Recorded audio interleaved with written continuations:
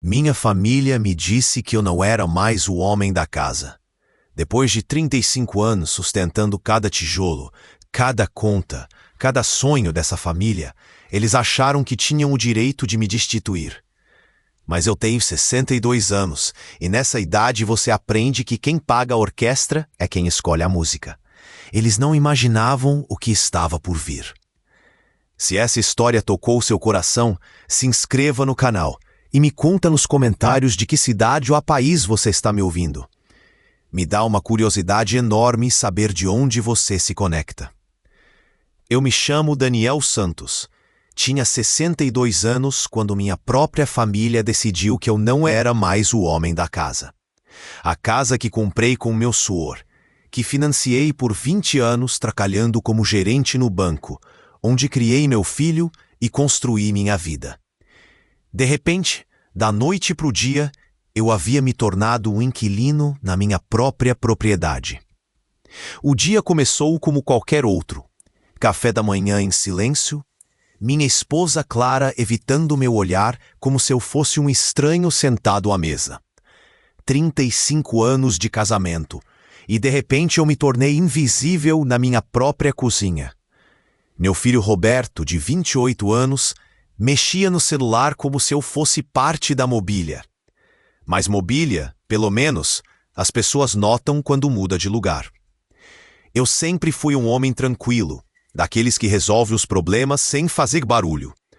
Levantava todo dia às 6 da manhã, fazia o café, lia o jornal, cuidava do jardim.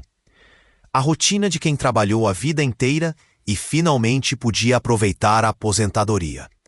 Pelo menos era isso que eu pensava quando parei de trabalhar há 2 anos. Mas alguma coisa havia mudado no ar da minha casa. Era como se uma nuvem pesada tivesse se instalado por cima da mesa de jantar. As conversas ficaram raras, os sorrisos forçados, e eu comecei a sentir que estava sobrando no meu próprio lar. Sabe quando você entra numa sala e todo mundo para de falar? Era exatamente assim que eu me sentia.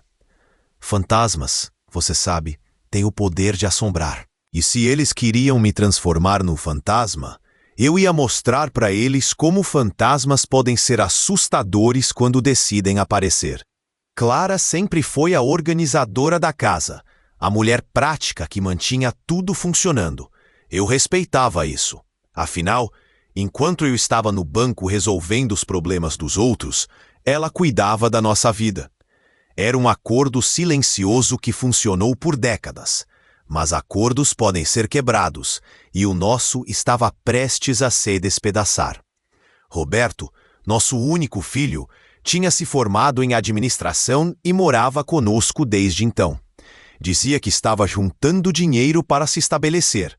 Mas eu já havia percebido que juntar dinheiro, para ele, significava gastar o meu.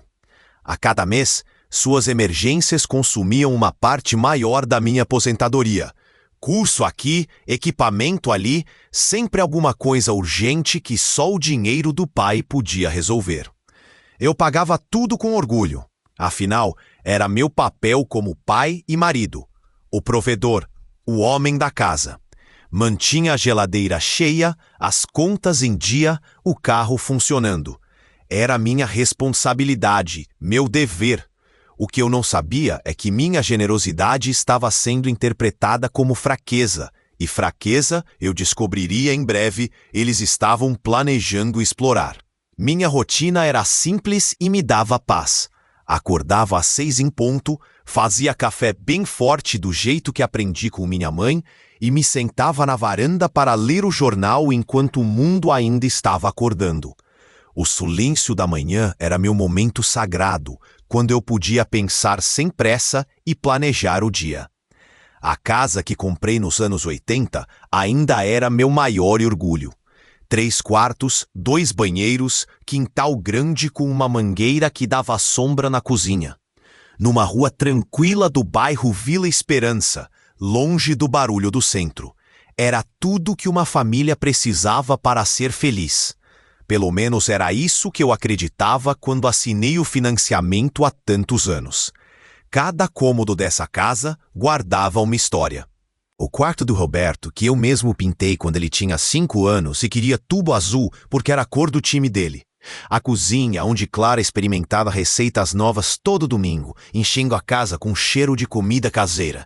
A sala onde assistíamos filmes em família, eu no meu canto preferido do sofá, eles espalhados pelo chão comendo pipoca. Depois que me aposentei, encontrei uma nova rotina que me fazia bem. Cuidava do jardim com carinho, regando as plantas, podando as flores, conversando com o vizinho seu João por cima da cerca. Era uma vida simples, mas era a minha vida. Pensei que finalmente poderia aproveitar o que construí com tanto esforço. Clara sempre foi a alma da casa, aquela que sabia onde estava cada coisa e mantinha tudo organizado. Ela cuidava das roupas, fazia as compras, recebia as visitas, com aquele sorriso caloroso que me apaixonou há mais de 3 décadas. Nosso casamento tinha seus altos e baixos, como todo casamento longo, mas eu ainda a amava do mesmo jeito. Roberto era nossa única bênção, um menino inteligente que se formou em administração com boas notas, sempre educado, sempre respeitoso. Pelo menos era assim que eu o via. Depois da formatura, ele continuou morando conosco, dizendo que estava economizando para comprar um apartamento. Eu até achava bom ter a família reunida, ter meu filho por perto. Mas nos últimos meses, alguma coisa estava diferente. Os almoços de domingo ficaram mais raros. As conversas sobre o futuro sumiram. Roberto passava mais tempo trancado no quarto, falando ao telefone com a namorada, Fernanda, uma menina que eu mal conhecia, mas que parecia estar cada vez mais presente nas decisões da nossa casa. As contas chegavam no meu nome. Eu pagava sem pestanejar. O supermercado, os remédios da Clara, a gasolina do carro do Roberto, tudo saía da minha aposentadoria. Era meu papel como pai e marido, e eu fazia isso com orgulho. Afinal, para que serve o dinheiro se não for para cuidar da família? O que eu não percebia é que essa generosidade estava sendo vista como obrigação, como se eu fosse apenas um financiador da vida deles, não o pai e marido que merecia respeito. Mas isso eu só descobriria quando fosse tarde demais para voltar atrás. Os primeiros sinais chegaram como uma brisa fria que você sente antes da tempestade. Clara começou a tomar decisões sobre a casa sem me consultar. Mudou a posição da geladeira, trocou as cortinas da sala, até comprou um sofá novo sem nem mencionar. Quando questionei, ela suspirou com aquela cara de quem está lidando com uma criança teimosa e disse: "Daniel, você está muito controlador." Controlador? Eu que só queria saber por que minha própria casa estava mudando e sem ninguém me avisar? 35 anos de casamento e de repente perguntar sobre mudanças na minha casa era ser controlador? Alguma coisa estava errada, mas eu ainda não conseguia colocar o dedo no que era. Roberto começou a agir de forma estranha também. Trazia amigos em horários que eu nunca havia visto antes. Rapazes que mal cumprimentavam quando eu passava pela sala. Eles conversavam baixo, sempre parando de falar quando eu chegava perto. Meu próprio filho estava me tratando como um intruso na minha casa. Uma noite, eu estava indo para a cozinha beber água quando ouvi Roberto falando ao telefone no corredor. A voz dele estava baixa, mas dava para entender. O velho está ficando paranoico, acha que todo mundo está contra ele. Velho? Meu próprio filho me chamando de velho? Eu que pago o celular que ele usa para falar mal de mim? Os domingos, que sempre foram sagrados na nossa família, começaram a se desintegrar. Clara arrumou um grupo de amigas e passou a sair cedo para encontros dominicais. Roberto desaparecia logo depois do almoço, sempre com alguma desculpa sobre compromissos com a namorada. Eu ficava sozinho na casa que pago, comendo o almoço que pago, assistindo TV sozinho. No começo, pensei que era coisa da minha cabeça. Talvez eu estivesse mesmo sendo paranoico, como Roberto havia dito. Mas paranoia é quando você imagina coisas que não existem. E o que eu estava vendo era real demais para ser imaginação. Os olhares estranhos, as conversas que paravam, o jeito como eles se comportavam quando pensavam que eu não estava prestando atenção. As reuniões familiares que antes enchiam nossa mesa de risadas se transformaram em encontros silenciosos e tensos. Clara mexia na comida sem interesse. Roberto respondia minhas perguntas com monossílabos. Era como se eu fosse um peso na vida deles, um obstáculo para algo que eles queriam fazer, mas não podiam com minha presença. Comecei a sentir que estava sobrando na minha própria vida, que minha família estava vivendo uma história da qual eu não fazia mais parte. Mas eu ainda não sabia que essa sensação era apenas o começo. O que parecia apenas frieza familiar era, na verdade, a preparação para algo muito maior. Algo que eles estavam planejando nas minhas costas e que mudaria completamente o rumo da nossa convivência. Os sinais ficaram mais evidentes quando Clara assumiu o controle das finanças da casa. Não foi uma conversa, foi uma decisão unilateral. Um dia ela simplesmente disse: Daniel, vou organizar melhor nossas contas. Você pode deixar que eu cuido disso. Organizar melhor? As contas sempre estiveram em dia. Sempre paguei tudo no prazo.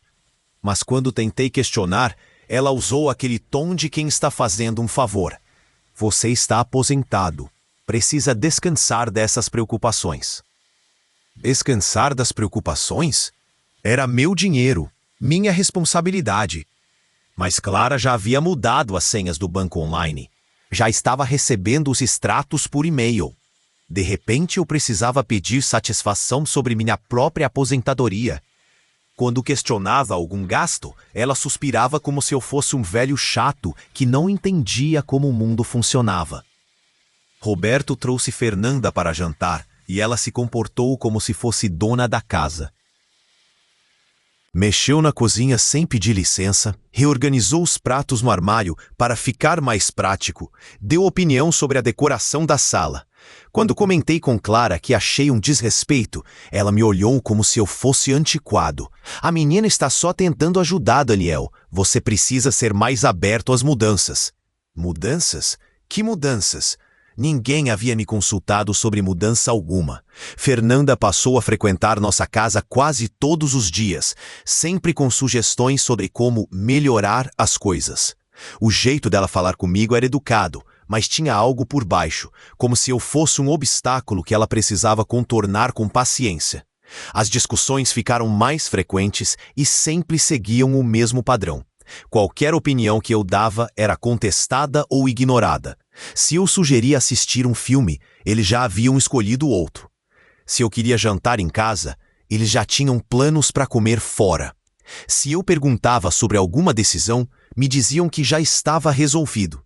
Eu estava me tornando um estrangeiro na minha própria vida. O que mais me incomodava não era a falta de respeito em si. Era a sensação de que havia um plano sendo executado e eu era o único que não sabia qual era. Roberto e Clara trocavam olhares significativos durante as conversas. Fernanda sorria de um jeito que parecia esconder alguma coisa. Havia reuniões silenciosas acontecendo na minha casa e eu não estava sendo convidado. Uma noite, acordei para ir ao banheiro e ouvi vozes baixas vindo da cozinha. Era tarde, passava da meia-noite, mas eles estavam lá conversando como se fosse uma reunião de trabalho. Tentei escutar, mas quando me aproximei, o silêncio tomou conta da casa. No dia seguinte, quando perguntei sobre a conversa noturna, Roberto disse que eu havia sonhado, mas eu não estava sonhando, e logo descobriria que meu pesadelo estava apenas começando.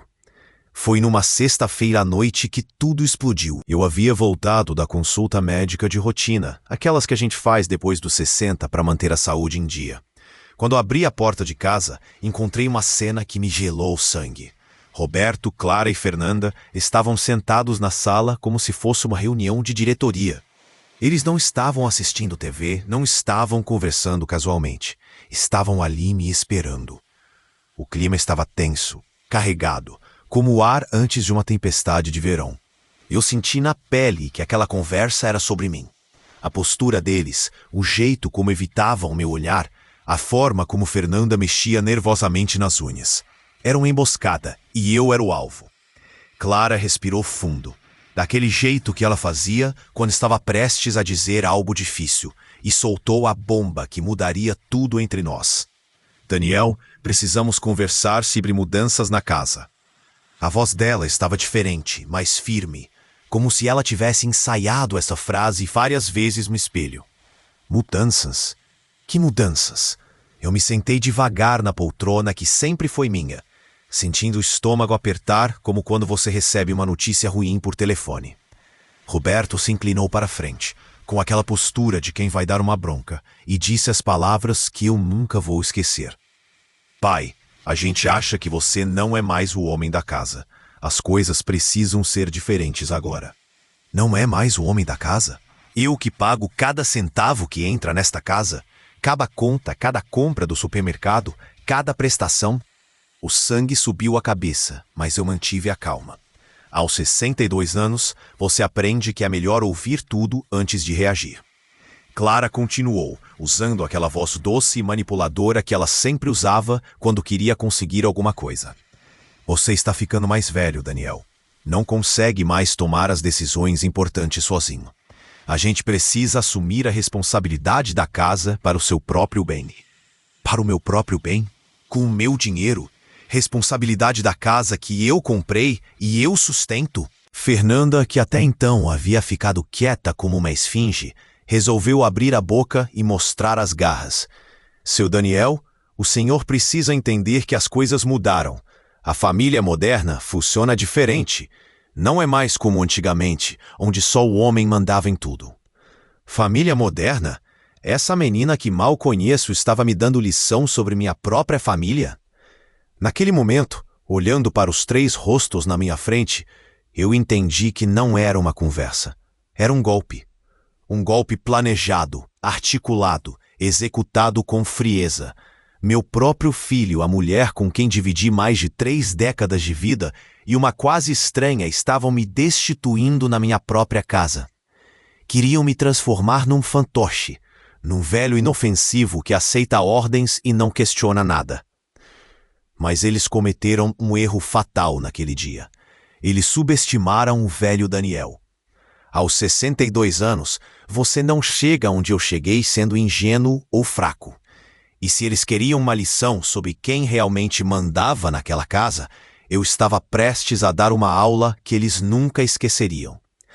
Roberto puxou uma pasta da mesa de centro e começou a explicar o plano deles com a naturalidade de quem está apresentando um projeto de trabalho. Queriam que eu transferisse a casa para o nome dele, por questões de herança e planejamento familiar. Clara iria assumir o controle total da minha aposentadoria, para otimizar os gastos e evitar desperdícios. E eu? Eu continuaria morando ali, mas como um membro da família, não como chefe. Vocês enlouqueceram? A pergunta saiu da minha boca antes que eu pudesse pensar. Esta casa é minha. Meu suor está em cada tijolo. Meu dinheiro paga cada conta. Vocês perderam completamente o juízo. Minha voz estava controlada, mas por dentro eu sentia uma mistura de raiva e incredulidade que não conseguia processar. Fernanda, com aquela cara de quem sabe de tudo, cruzou as pernas e me olhou com uma condescendência que me fez ranger os dentes. Seu Daniel, o senhor precisa entender que isso é pelo seu próprio bem. O senhor está ficando confuso com as finanças, esquecendo de pagar contas.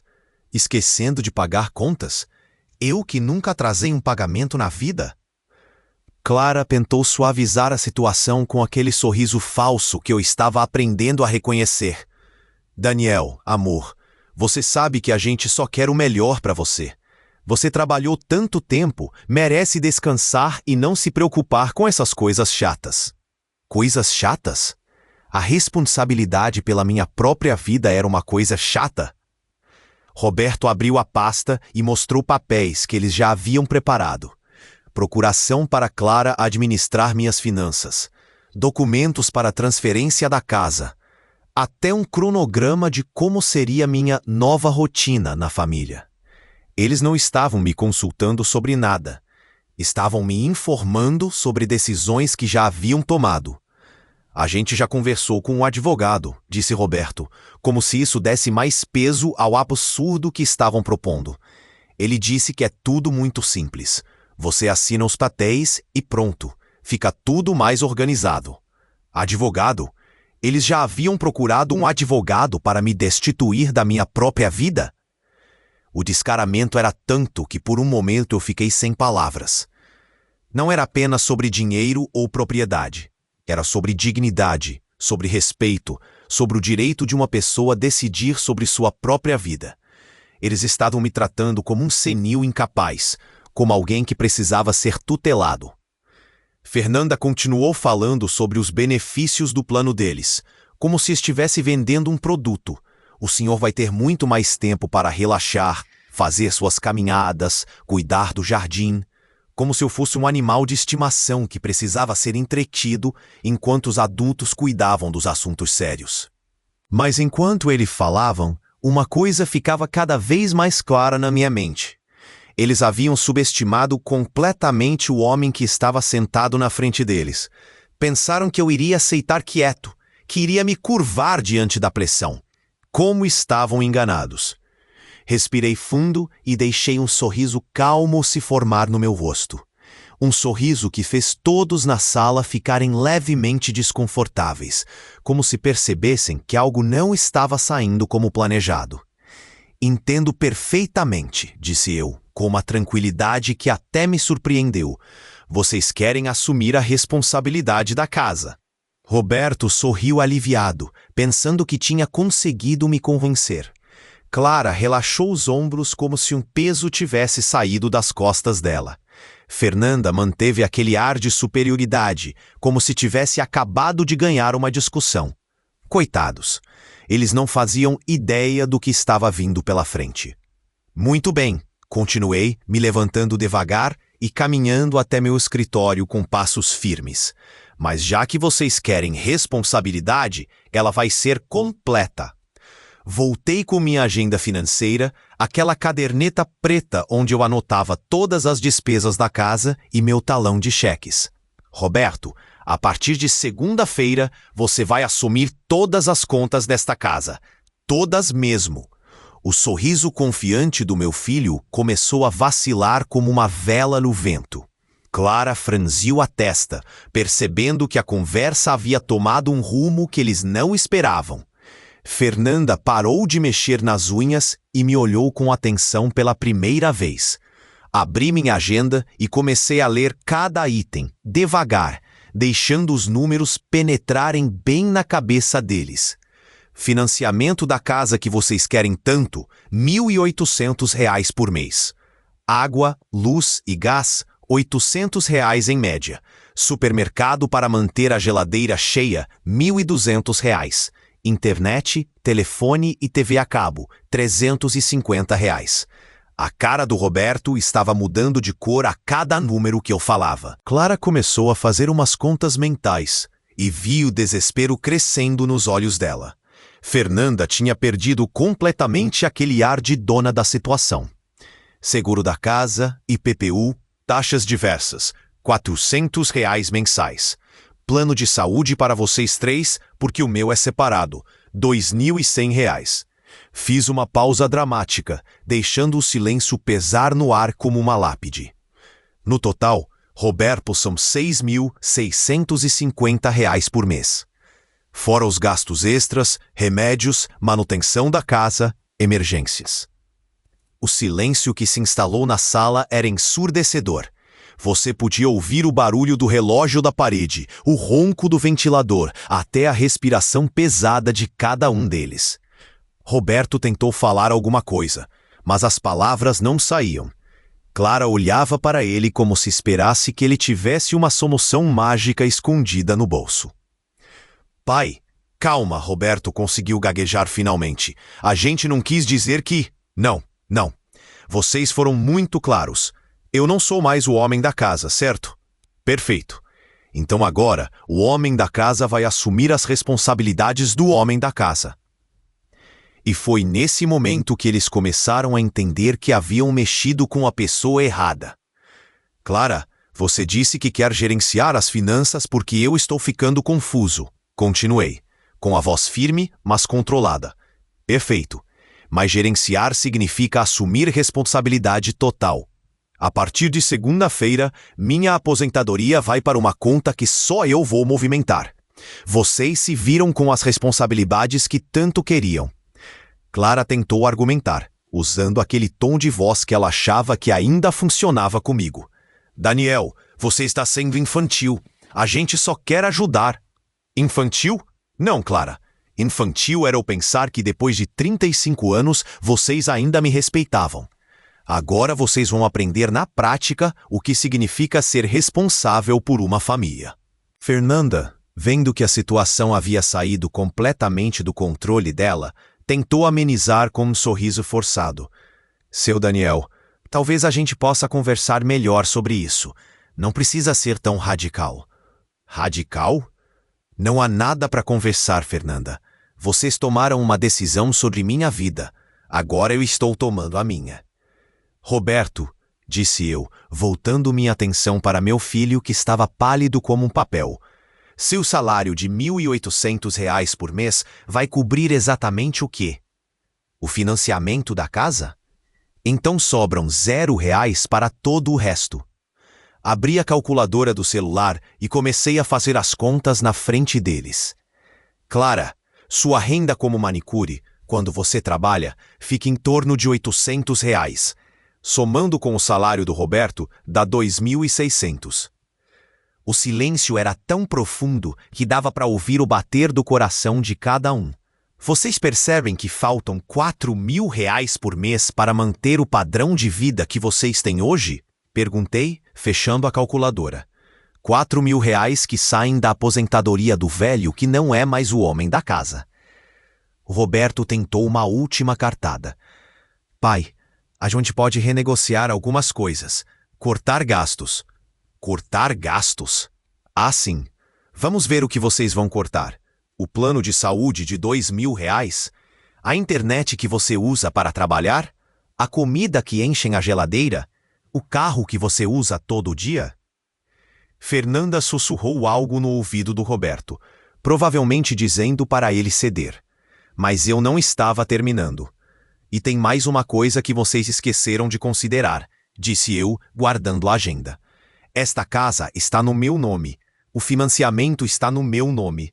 Se eu parar de pagar, quem vai ser despejado não sou eu. Clara ficou branca como papel. Daniel, você não faria isso. Eu a olhei diretamente nos olhos. Não faria o quê, Clara? Exatamente o que vocês estavam fazendo comigo? Tomar decisões sobre a vida de vocês sem consultar? A mesa havia virado completamente. Quem estava sendo destituído agora eram eles. E pela primeira vez em meses, eu me senti no controle da minha própria vida novamente. Mas isso era apenas o começo da lição que eles precisavam aprender. Na segunda-feira seguinte, acordei às 6 da manhã como sempre, mas desta vez com um propósito bem definido. Tomei meu café com calma, li o jornal inteiro e às 8 horas estava na porta do banco. Mudei minha aposentadoria para uma conta individual que só eu tinha acesso. Retirei meu nome como avalista do cartão de crédito da Clara. Cancelei o plano de saúde do Roberto e da Fernanda, mantendo apenas o meu. Quando cheguei em casa, encontrei os três na cozinha, claramente nervosos. Bom dia, disse eu, servindo outro café. Só para vocês saberem, as mudanças já começaram. A partir de hoje, vocês têm toda a independência que queriam e toda a responsabilidade que vem junto. A primeira conta de luz chegou na quinta-feira. Roberto me procurou no jardim, onde eu estava regando tranquilamente minhas plantas. Pai, chegou a conta de luz. Você não vai pagar? Olhei para ele com o mesmo sorriso calmo que havia usado na sexta anterior. Não sou mais o homem da casa, lembra? O homem da casa agora é você. Mas pai, sem R$ 450. Roberto segurava a conta com as mãos tremendo. Sim, é o valor normal. Vocês usam ar-condicionado, chuveiro elétrico, deixam televisão ligada o dia todo. Agora vocês sabem quanto custa manter o conforto que sempre tiveram. Voltei a regar as plantas, ignorando o desespero nos olhos dele. Em uma semana, eles entenderam o peso real da responsabilidade. Clara veio me procurar na quarta-feira. Daniel, o cartão está sendo recusado no supermercado. Respondi sem tirar os olhos do livro que estava lendo. Que pena, talvez vocês precisem fazer compras dentro do orçamento que têm. Roberto começou a fazer bicos nos fins de semana, lavando carros na rua. Fernanda simplesmente desapareceu. Não a vi por 2 semanas seguidas. Clara tentou voltar a trabalhar mais dias como manicure, mas a clientela dela era pequena e irregular. As discussões recomeçaram, mas desta vez eles estavam implorando, não exigindo. Daniel, amor, você sabe que a gente te ama. Clara tentou o charme antigo numa tarde de sábado. A gente pode conversar sobre essas mudanças? Levantei os olhos do jornal. Que mudanças, Clara? Vocês disseram que eu não era mais o homem da casa. Estou apenas respeitando a decisão de vocês. Roberto tentou uma abordagem diferente. Pai, a gente pode dividir as responsabilidades. Você paga algumas contas, a gente paga outras. Fechei o jornal e o encarei. Roberto, responsabilidade não se divide quando se quer o controle total. Vocês queriam assumir a casa? Assumam todas as consequências. Foi interessante ver como rapidamente a arrogância se transformou em humildade. Como os planos de me transformar num fantoche se desfizeram na realidade dos números. Pela primeira vez em meses, ninguém tomava decisões sobre minha vida sem me consultar. Ninguém reorganizava minha casa sem minha permissão. E eu estava descobrindo uma verdade poderosa. Às vezes você precisa retirar seu apoio para que as pessoas sintam o peso real do que você carregava. Às vezes a única forma de ensinar gratidão é mostrar como é a vida sem ela. 6 meses depois, a dinâmica da casa havia mudado completamente. Roberto conseguiu um emprego melhor, ganhando quase R$3.000, e começou a dividir as contas comigo sem reclamar. Clara voltou a me consultar sobre tudo, desde a cor das toalhas novas até onde jantar no fim de semana. Fernanda aparecia só nos fins de semana, e quando vinha, me cumprimentava com um respeito que não existia antes. A primeira grande mudança foi quando Roberto me procurou no final do 2º mês. Pai, eu queria pedir desculpas. A gente não sabia o peso que o senhor carregava sozinho. Ele tinha olheiras de tanto trabalhar, mas havia algo diferente nos olhos dele. Era o olhar de quem finalmente entendeu o valor das coisas. Clara demorou mais para ceder, mas quando as contas começaram a se acumular e ela viu Roberto trabalhando até tarde para conseguir pagar sua parte, ela veio conversar comigo. Daniel, eu fui uma tola. Pensei que você estava sendo teimoso, mas você estava nos protegendo de uma realidade que a gente não queria ver. O momento mais marcante foi quando chegou uma conta de hospital. Roberto havia passado mal no trabalho, pressão alta por causa do estresse, e precisou ir ao pronto-socorro. Quando ele viu o valor da consulta particular, R$450, ele entendeu por que eu sempre mantive plano de saúde para toda a família. Pai, ele disse, segurando a conta com as mãos trêmulas, eu posso voltar para o plano da família? Foi a primeira vez que ele me pediu algo com verdadeira humildade. Roberto, respondi, você pode, mas agora você vai pagar sua parte, R$150 por mês. Ele concordou na hora, sem pestanejar. Fernanda tentou voltar algumas vezes com aquela atitude de dona da casa, mas agora encontrava resistência. Clara havia aprendido a valorizar nossa parceria de décadas e não deixava mais ninguém interferir. Fernanda, quem mora aqui e paga as contas somos nós, disse Clara numa tarde quando a menina tentou reorganizar a despensa. O mais importante é que eu não guardo rancor de nenhum deles, guardo a lição. Minha família precisava aprender que assimilar que respeito não se ganha por idade ou por parentesco, se ganha por valor, por contribuição, por presença real na vida das pessoas. Eles confundiram minha generosidade com obrigação, minha paciência com fraqueza. Hoje, quando eles falam comigo, é com o tom de quem reconhece importância. Não por medo, mas por compreensão genuína. Roberto me pergunta opinião sobre decisões importantes. Clara me inclui em todos os planos da casa. Até Fernanda, nas poucas vezes que aparece, me trata com a cortesia de quem entende hierarquias. Aos 62 anos, aprendi uma lição valiosa. Às vezes, você precisa retirar sua proteção para que as pessoas sintam o vento gelado da realidade. Minha casa voltou a ser verdadeiramente minha casa. Minha família voltou a ser minha família. E eu nunca mais fui questionado sobre quem é o homem desta casa. Hoje, quando acordo de manhã e tomo meu café na varanda, sinto uma paz que não conhecia há anos. Não é a paz de quem desistiu, é a paz de quem conquistou seu lugar de volta. Jasper, meu gato que adotei alguns meses atrás, se enrosca nos meus pés enquanto leio o jornal. É engraçado como um animal pode te ensinar sobre lealdade quando sua própria família precisou reaprender isso. Roberto agora me procura para conversar sobre investimentos, sobre planos para o futuro. Ele quer comprar um apartamento, mas desta vez está fazendo as contas direito, entendendo que independência se conquista com responsabilidade, não com declarações vazias. Clara voltou a sorrir de verdade, não aqueles sorrisos forçados dos últimos meses. Ela aprendeu que parceria é diferente de subordinação. A casa funciona como uma família de verdade novamente. Dividimos responsabilidades de acordo com nossas capacidades. Eu contribuo com minha aposentadoria e experiência. Roberto contribui com seu salário e energia. Clara contribui com sua renda e o cuidado do lar. Cada um sabe seu valor. Cada um respeita o valor do outro. Fernanda ainda aparece, mas agora como namorada do Roberto, não como futura dona da casa.